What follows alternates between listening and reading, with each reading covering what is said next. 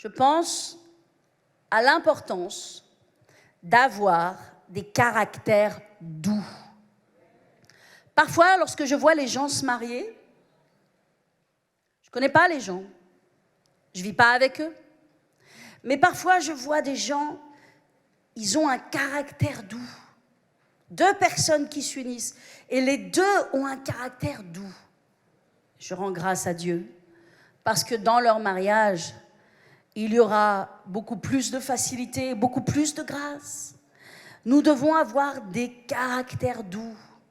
Vous savez, parfois, Dieu met 10 ans, 20 ans, 30 ans de notre vie pour arrondir nos angles. Parce que nous sommes carrés, nous sommes durs. La Bible dit que Moïse était l'homme le plus doux. Il était aussi le plus grand pasteur qui ait marché sur la terre après Jésus. C'était Moïse dans l'Ancien Testament. Il était doux et il était patient. Seigneur Jésus, aide-nous. Aide-moi aussi. Alléluia. La douceur, c'est quelque chose qui vient du royaume de Dieu. La douceur vient de Dieu. Amen. Alléluia. Il faut mettre de côté le piment. Le pili-pili. Hein? Dans la sauce. Certains d'entre vous, vous mangez épicé là. Après, vous vivez épicé. Tout est épicé chez vous. La façon dont vous parlez aux gens, c'est épicé. Mettez le lait de coco. Mettez le lait de coco dans la sauce. Soyez pleins de douceur. Si vous tournez avec moi dans Matthieu 5, regardez Matthieu 5. Est-ce que ça vous parle ce matin? Est-ce que vous recevez quelque chose de la part du Seigneur? Matthieu 5, Jésus prêche son premier message sur le mont des béatitudes. Et regardons ce qu'il dit ensemble. Que j'arrive à Matthieu 5. Est-ce que vous y êtes? Vous allez plus vite que moi. Il est écrit, verset 5. Heureux les débonnaires, ça veut dire les gens doux. Heureux les débonnaires, les gens doux, doux de cœur, doux d'expression. La Bible dit, ils hériteront la terre. Mon Dieu, quelle promesse! Ils hériteront la terre. Ça veut dire que les gens doux peuvent avoir un héritage extraordinaire dans le royaume de Dieu. Il est écrit après, heureux les miséricordieux, car ils obtiendront miséricorde. Si vous n'êtes pas miséricordieux envers les gens, je vais vous dire une chose, vous n'aurez pas miséricorde non plus. Les gens vont vous traiter à la façon dont vous les traitez. Vous les traitez durement, ils vont vous traiter durement. Parfois, nous traitons les gens durement et nous pleurons de ce que nous sommes traités durement. Nous pleurons de ce que les gens parfois nous critiquent, de ce que les gens disent des choses à notre sujet. Oui, mais nous avons été durs aussi avec les gens. Et la Bible dit que tu seras jugé à la façon dont tu as jugé les autres et on se servira de la mesure que tu as utilisée toi-même. Donnez de la grâce et vous recevrez de la grâce. Donnez de la douceur, même quand les gens ne sont pas doux et gentils, et vous recevrez de la douceur. Vous serez mesuré avec le cordeau que vous allez choisir. Ce que vous choisissez, c'est ce que vous allez recevoir en retour. Vous vous occupez pas des autres, vous vous occupez pas des gens. Vous n'êtes pas responsable de l'attitude des autres, vous êtes responsable de votre attitude à vous. Vous rendrez compte pour vous-même de vos propres paroles. Vous ne rendrez pas compte des paroles des autres et des attitudes des autres. Vous comprenez? Alléluia. Donc, heureux ceux qui sont miséricordieux, car ils obtiendront miséricorde. Heureux ceux qui ont le cœur pur, car ils verront Dieu. Heureux ceux qui procurent la paix. Amen. Heureux ceux qui procurent la paix. Ça veut dire partout où ils vont, ils amènent la paix. Là où il y a des disputes, des divisions entre les gens, ils ramènent la paix. Ils établissent le lien. Ils restaurent le lien, ils arrivent dans une salle, ils procurent la paix. Ils arrivent dans des relations, dans un groupe de maison. Ce sont des gens qui amènent la paix. Mais il y a des gens, ils n'ont pas l'Esprit de Dieu sur eux et ils amènent la guerre. Il y a des gens qui suscitent des divisions. Il y a des gens que l'ennemi amène parfois dans les églises, pas tant pour qu'ils se convertissent et qu'ils changent, mais l'ennemi les amène pour qu'ils amènent des divisions, des querelles, des choses qui font monter les uns contre les autres. Et parce que nous n'avons pas l'esprit d'amour dans notre cœur et que nous ne sommes pas vraiment enracinés dans ce message comme nous devons l'être, nous tombons dans le panneau et nous nous levons les uns contre les autres, et alors que nous sommes des alliés, alors que nous sommes l'armée de l'Éternel, alors que nous sommes les enfants de Dieu, n'est-ce pas, et qu'on a besoin de tout le monde dans l'armée de l'Éternel, nous devenons ennemis les uns des autres. Et le job que l'on doit faire à l'extérieur et le monde qui se meurt, le diable se frotte les mains parce que nous passons notre temps à nous dévorer ou à nous critiquer ou à être offensés ou à être abattus ou à être découragés ou à ne plus vouloir travailler les uns avec les autres. Alors si vous pensez que je suis en train de traiter une circonstance et qu'il se passe des choses particulières dans l'Église en ce moment, détrompez-vous, je ne parle de rien en particulier, mais je parle de tout aussi en même temps. Rien en particulier et tout en même temps. Alléluia. Parce que moi, je ne sais pas ce qui se passe dans votre vie, je ne sais pas ce qui se passe dans vos groupes, je ne sais pas ce qui se passe dans vos départements, mais peu importe, Dieu sait. Et puis, indépendamment de ce qui se passe, c'est juste que c'est la parole de Dieu. Et nous devons vivre selon la parole de Dieu. Amen. Donc il est écrit, regardez, on va continuer encore, il est écrit « Heureux ceux qui seront persécutés pour la justice, car le royaume des cieux est à eux. Heureux serez-vous lorsqu'on vous outragera, qu'on vous persécutera, qu'on dira faussement de vous toutes sortes de mal, à cause de mon nom. Réjouissez-vous, soyez dans l'allégresse, car votre récompense sera grande dans les cieux. » Okay? Puis il est écrit après au verset 13, « Vous êtes le sel de la terre. » Vous voyez, quand il explique ce que nous sommes là, il nous donne la description en Matthieu 5, ces premiers versets, ceux qui sont débonnaires, ceux qui sont purs de cœur, ceux qui sont miséricordieux, tout cela, okay? Et puis il dit, vous êtes le sel de la terre. Les gens du monde ne sont pas comme ça. Mais ça, c'est l'identité des chrétiens. C'est l'ADN d'un chrétien. C'est un chrétien. C'est celui qui aime Dieu, qui aime Jésus, qui est sauvé, qui veut honorer Dieu avec sa vie. Amen. Il est comme ça. Et là, Jésus dit, vous êtes le sel de la terre, mais si le sel perd sa saveur, si vous renoncez à votre ADN, si vous renoncez à vivre et à marcher selon ce chemin-là, selon cette identité-là, il est écrit, si le sel perd sa saveur, avec quoi la lui rendra-t-on? Il ne sert plus qu'à être jeté dehors, foulé aux pieds par les hommes. En d'autres termes, c'est un sel qui n'a plus de sel, et en fait, il est comme le monde, que le monde marche dessus, parce que de toute façon, il n'y a aucune différence. Les chrétiens peuvent être comme le monde. Ils peuvent parler comme le monde, se battre comme le monde, vivre comme le monde, perdre leur identité de chrétien. Vous comprenez? D'où l'importance de vivre par l'amour, de marcher par l'amour, de donner à chacun une main d'association, de donner à chacun une main d'amour. Après, les gens font ce qu'ils veulent. Alléluia. Mais nous, de notre part, c'est l'attitude que Dieu nous demande. Amen. Alléluia. Est-ce que ça vous parle ce matin? Alors, mes amis, vous savez, c'est très important de traiter l'offense. Et je vais vous expliquer comment traiter l'offense. Parce que l'offense, c'est dangereux. Ça tuera ta vie. Premièrement, l'offense peut raccourcir ta vie. Pas plaisanter avec ça. L'offense peut être tellement violente qu'elle peut raccourcir ta vie. Elle peut t'enlever. Elle peut te créer des problèmes de santé. L'offense, c'est dangereux. Non seulement ça peut affecter ta vie physique, mais une chose est sûre, ça affectera ta vie spirituelle. Ça peut te couper de ta destinée. Ça peut empêcher tes prières d'être exaucées. Ça peut mettre du retard dans ta vie, l'offense. J'aimerais vous dire, pour avoir été déjà offensé, et comme je sais que chacun d'entre vous, vous avez déjà été offensé, l'offense ressemble à un poison. Comme on boit un poison, cette douleur que l'on ressent dans nos entrailles, amen, elle est physique. Parce que quelqu'un qui est offensé va le ressentir physiquement. Physiquement, il y a une douleur, il y a une colère, il y a une rage. Il y a comme un poison qui est dans notre corps. Et ce poison ne va pas juste partir naturellement. Il va se tourner en infection, n'est-ce pas? Il va nous rendre malades spirituellement et éventuellement nous tuer. Donc l'offense doit être traitée. D'un côté, les gens doivent marcher dans l'amour. Moi, toi, nous ne devons pas donner d'occasion à l'ennemi de faire son œuvre au travers de nos paroles et de nos attitudes. Et donc nous devons marcher dans l'amour, dans la douceur et dans la gentillesse.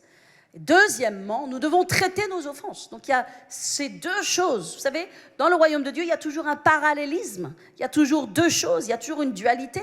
Amen. Il y a l'Ancien Testament et le Nouveau Testament. Il y a toujours deux choses. Ça marche toujours sur deux jambes. Amen. Et donc, il nous faut traiter l'offense. Et je vais vous expliquer comment on va traiter l'offense. Est-ce que vous voulez le savoir? Traiter l'offense, ce n'est pas abandonner son conjoint, fuir son mariage, quitter l'église, abandonner son poste. Traiter l'offense, ce n'est pas non plus ne plus jamais parler à la personne, traverser la rue quand on la croise, bâtir des murs et non des ponts. En fait, traiter l'offense, c'est exprimer sa douleur. C'est pas faire comme s'il n'y avait pas de douleur. Allez, je mets un mouchoir dessus, je parle plus jamais à la personne, je mets un mouchoir dessus et tout va bien, on avance. Non. En fait, quand on est offensé, l'offense, c'est une flèche de l'ennemi. C'est un trait enflammé qui vient des ténèbres. Et l'ennemi va passer au travers d'une personne.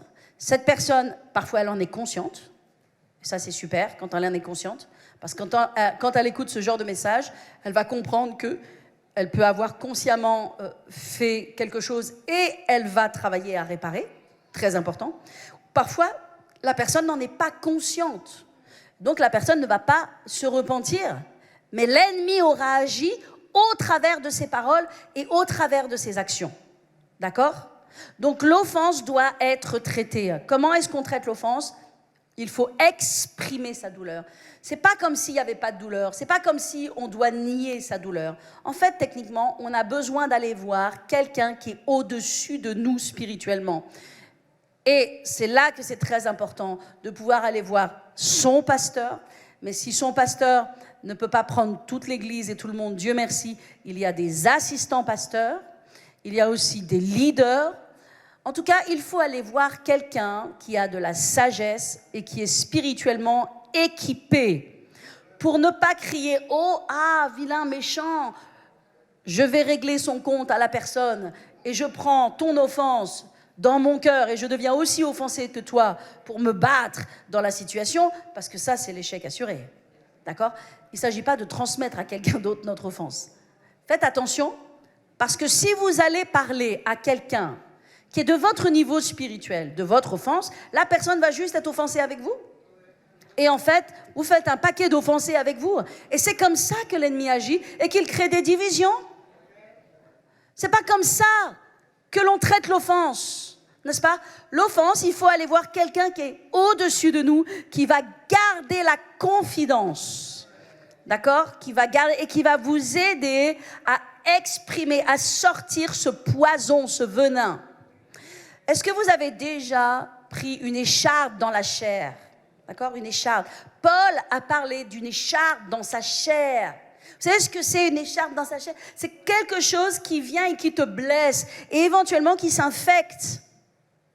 L'écharpe dans la chair de Paul n'était pas la maladie. L'écharpe dans la chair de Paul, ce qui était difficile et douloureux pour lui, c'est de faire face à tant de tribulations, à tant d'accusations, à tant de rejets. C'était dur. Et il est allé vers Dieu 3 fois et Dieu lui a dit « Ma grâce te suffit, car ma force s'accomplit dans ta faiblesse. » Alléluia. Combien on a besoin de la grâce dans l'offense? Sinon, on va faire la révolution. On va faire la guerre, la 3e guerre mondiale. Vous comprenez? Et ça, c'est le plan de l'ennemi. Donc, comment est-ce qu'on guérit de l'offense? Très rapidement. Premièrement, on a besoin d'exprimer sa douleur. Alléluia, on a besoin d'exprimer sa douleur. Et je vais vous lire un passage dans Jacques 5, 16. Parce que ce que je vous dis, c'est scripturaire. Et ça va libérer toute personne qui a un cœur brisé. Jacques 5, 16 déclare: confessez donc vos péchés, ok, les uns aux autres, et priez les uns pour les autres, afin que vous soyez guéris. La prière est fervente du juste est une grande efficacité. Est-ce que vous voulez que je vous explique cela? Confessez donc vos souffrances, ok?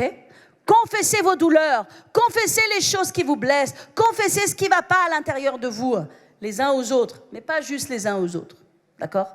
À quelqu'un qui est spirituellement équipé pour vous libérer, pour vous aider à surmonter, qui ne va pas tomber dans le jugement avec vous, mais qui va vous faire sortir de cette impasse, d'accord? Priez. Donc premièrement, il s'agit de confesser. Donc vous confessez. Parfois, vous avez besoin de pleurer parce que c'est tellement douloureux. Et il n'y a pas de mal à pleurer. C'est bien, il faut que ça sorte. D'accord? Comme l'écharde, elle est là, elle blesse, mais il faut qu'elle sorte l'écharde. D'accord? Donc vous confessez, d'accord? Vous libérez la douleur. Deuxièmement, il faut prier, parce que c'est très important de prier. Amen. Alléluia. Et après, quand vous avez prié, vous avez reçu la prière, vous vous sentez libéré, et bien vous êtes guéri, la Bible dit, afin que vous soyez guéris. Et qu'est-ce qui se passe quand vous êtes guéri? Maintenant que vous êtes guéri, ben la prière fervente du juste, votre prière, maintenant vous êtes revenu dans la justice de Dieu, vous êtes juste. Alléluia. Amen. Parce que quand on est dans la guerre, quand on est dans la dispute, quand on est dans l'offense, on n'est pas juste. On est dans la guerre. Vous comprenez? Mais maintenant, la prière fervente du juste sera d'une grande efficacité. Amen. Notre cœur, notre capacité à pardonner, la Bible le dit, ne serait-ce que dans Marc 11, 23, pour avoir une grande foi, déplacer les montagnes. Mais il est écrit, si tu as quelque chose dans ton cœur contre quelqu'un, va, demande pardon, réconcilie-toi avec la personne. Parce que sinon, les plans de Dieu et les miracles de Dieu ne vont pas pouvoir s'accomplir. Donc nous devons vivre une vie sans piment. Nous devons vivre une vie dans l'amour, dans la douceur, dans la paix, dans l'unité, les uns avec les autres. Est-ce que je parle à quelqu'un ce matin? Est-ce que vous recevez quelque chose? Donc, 1, exprimer sa douleur. 2, pardonner. L'importance de pardonner. Amen. Le pardon nous lave. Le pardon va purifier notre cœur et notre être. C'est tellement important de pardonner. Alléluia. Amen. C'est tellement important. Il y a tellement de gens, vous savez, tellement de gens, vous connaissez, et vous dites, mais qu'est-ce qui leur arrivait à ces personnes? Pourquoi est-ce que je ne les vois plus? Pourquoi est-ce que je ne suis plus en relation avec ces personnes? Pourquoi est-ce que ces personnes ont décidé de partir? Pourquoi est-ce que ces personnes ont décidé de couper la relation? Pourquoi? Je vais vous dire pourquoi. À 90%, c'est parce que la personne est offensée. Et elle a été offensée. Mais je vais vous expliquer ce que fait l'offense. La personne, elle est offensée, elle reçoit l'offense dans son cœur, elle ne la traite pas. 1 mois passe, 2 mois passent, 6 mois passent. Et là, ça s'est infecté. Et maintenant, c'est infecté. Et en fait, vous voyez des circonstances, vous voyez des gens, vous voyez des attitudes de gens. En fait, 6 mois, 8 mois, 9 mois après une circonstance qui n'a pas été traitée.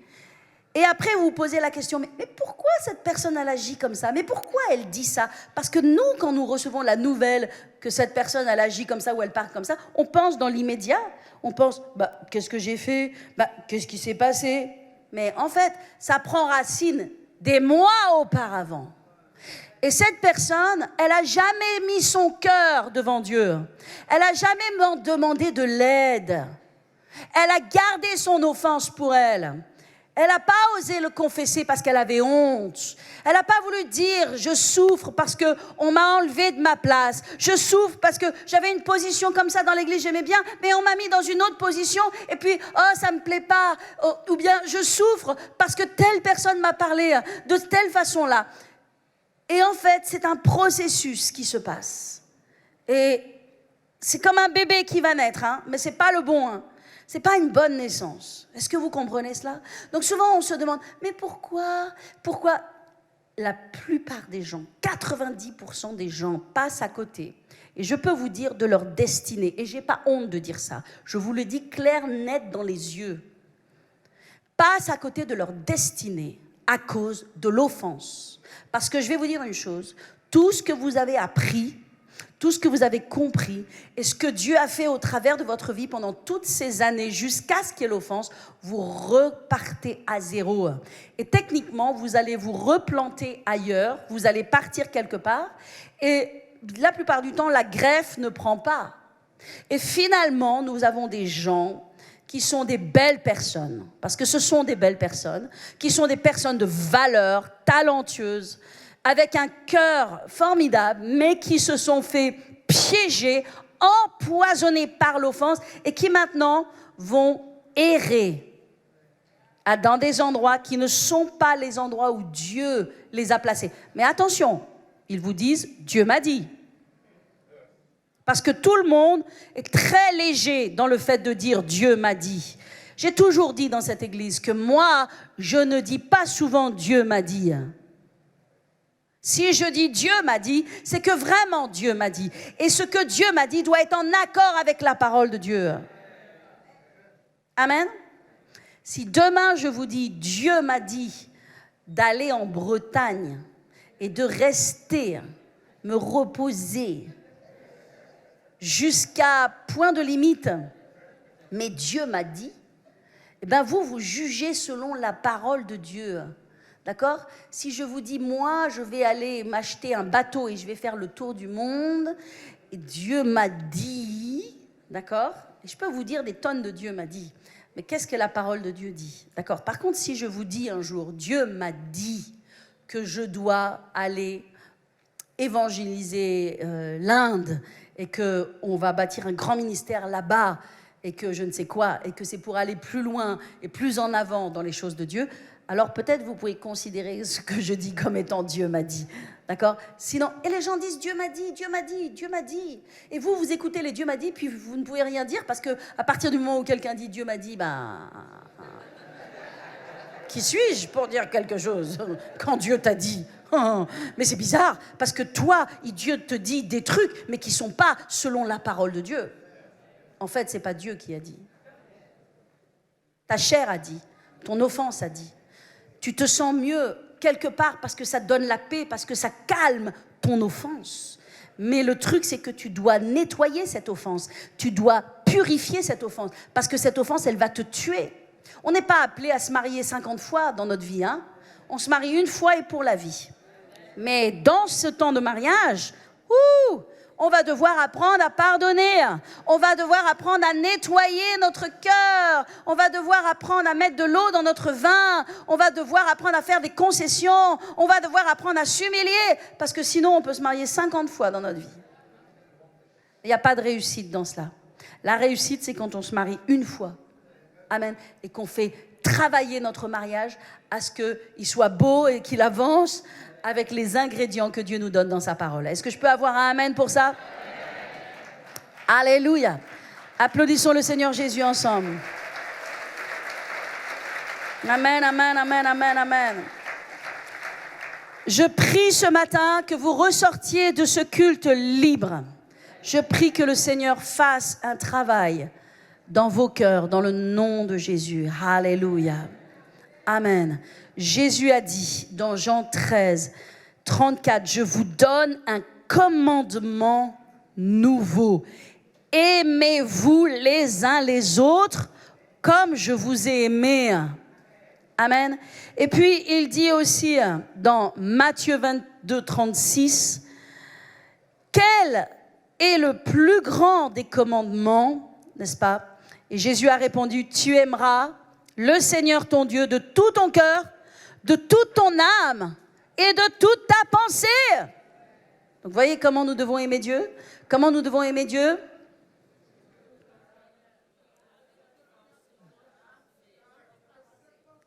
Wow! Comment est-ce que nous devons aimer Dieu? Alléluia. Ah, évidemment, vous n'avez pas le verset. Mais vous devez connaître le verset par cœur, mes amis. Hein? Alléluia. Nous devons aimer Dieu de tout notre cœur, de toute notre et de toute notre pensée. C'est un commandement. C'est un commandement. Comment est-ce que tu dois aimer Dieu? De tout ton cœur, de toute ton âme et de toute ta pensée. Comment est-ce que je dois aimer Dieu? De tout mon, de toute mon et de toute ma.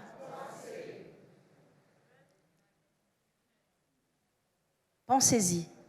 Ne serait-ce que la première partie du verset. Pensez-y. Comment nous devrions aimer Dieu?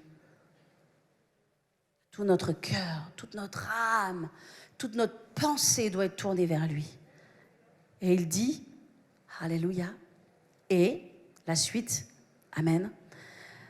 C'est le premier et le plus grand commandement. Et voici le second qui est son semblable. Tu aimeras ton prochain comme toi-même. Comment est-ce que tu te parles à toi-même? Comment est-ce que tu te traites toi-même? Comment est-ce que tu veux que les gens te parlent à toi-même? Comment est-ce que tu veux que les gens te traitent toi-même? Tu aimeras ton prochain comme toi-même. Ce que tu te donnes à toi, ce qui est important pour toi, c'est le même niveau que tu dois donner aux autres. Tu aimes qu'on te respecte, tu respectes les autres. Tu aimes qu'on t'explique gentiment, tu expliques gentiment aux autres. Et quand tu ne le fais pas, tu demandes pardon. Tu dis, je suis désolé. Alléluia. Excusez-moi. Pardonnez-moi. Amen. La culture de l'amour. Marcher dans l'amour. Alléluia. Thank you, Jesus. Alléluia. Vous avez besoin de prière. Je veux prier avec vous alors que nous sommes en train de prier maintenant. Parce que votre vie est importante et que l'ennemi ne doit pas voler votre destinée. Peut-être vous avez été blessé. Ce sont comme des traits enflammés du malin qui viennent pour voler votre vie, votre destinée. Mais je veux prier pour vous maintenant, là où vous êtes dans votre maison. Père éternel, bénis tes enfants. Tu connais leurs souffrances et leurs douleurs.